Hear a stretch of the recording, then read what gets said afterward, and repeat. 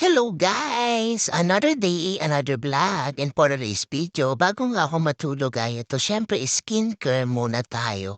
Gabi-gabi, bago ako matulog ay naghihilamos talaga ako ng aking mukha at nag-toothbrush.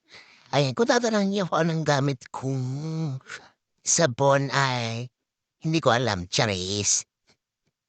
Ito nga pala yung Brilliant Maintenance, ayan. Dahil dito ako yan, kaya ito yung ginagamit ko.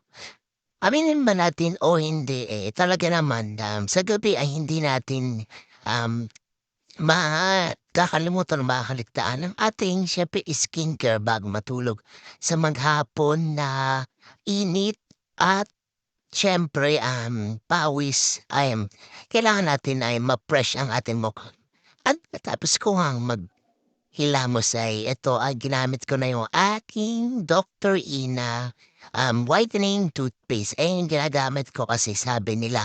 At nakikita ko sa TikTok na nakakaputi daw talaga to ng ipin. Kaya kailangan, siyempre, maintain lang yung paggamit natin. At ayan, tapos na akong maghilamos at mag-toothbrush at pabalik na ako dun sa kwarto.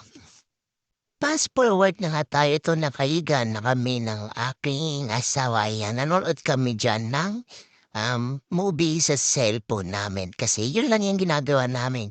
Pampaantok pag hindi pa kami inaantok. O minsan, cellphone, FB, ayan. Medyo ito, syempre, baby time. Minsan lang kaming mapag-baby time kasi. Syempre lamang yung toyo ko charis. Ayan. Medyo sweet-sweet na kami pero mamaya, ay naku 'pag tinoyo na naman ako.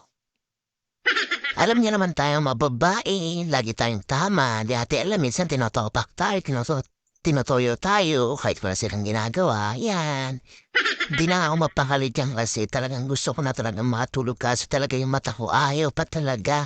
Puyat-puyat talaga ang peg kaya ito ayan for the voice over and content na naman tayo, ayan. Dito pala muna kami sa baba natulog kasi sa taas, medyo parang di kami makatulog kasi parang may mga gumagapang-gapang kaya nag-decide kami na dito muna kami sa baba at ayan, medyo komportable kami dito at yung mga ibang gamit namin, yun na lang yung nilagay ko sa taas para hindi masyadong sumikip dito. Dahil dito na rin ako nagpa-vlog, nagko-content, nagla-live, ayan kasi tapos namin ay pagkagising namin ayan, topi na agad ng banig at for the content, per vlog at ayan. Medyo na ako dyan kasi siyempre kurang na yata yung mga pinagsasabi ko, charis. Medyo natatawa nga ako dyan dahil medyo comedy yung pinapanood namin kay Kim Chiu at kay Ryan Bang na the, the one that goes away ata to, ayan. Kasi medyo talagang comedy siya, diba?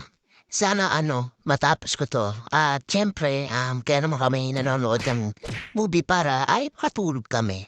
Kasi minsan talaga inaabot talaga ako ng madaling araw, ayan kaka-cellphone na lang, nagpapaantok hanggang mamalayan ko 3:00 na pala, for the puyat na naman ang kanoon niyo. Minsan kasi kahit gusto na nating matulog pero yung mata natin talagang ayaw pang pumikit kaya kung ano na lang yung ginagawa natin para makatulog. Nagpapaabot sa movie tapos natin mamalayan anong oras na pala. Sino ba yung mga nakaka-relate dyan katulad ko na talagang hirap matulog? Ewan ko parang nasanay na rin ako kasi talaga sa gabi kasi ako nagvo-voice over para hindi masyadong maingay. At ayan medyo nakaramdam ng hapon ng antok dyan at ayan kinukulit-kulit ko na si Mahal.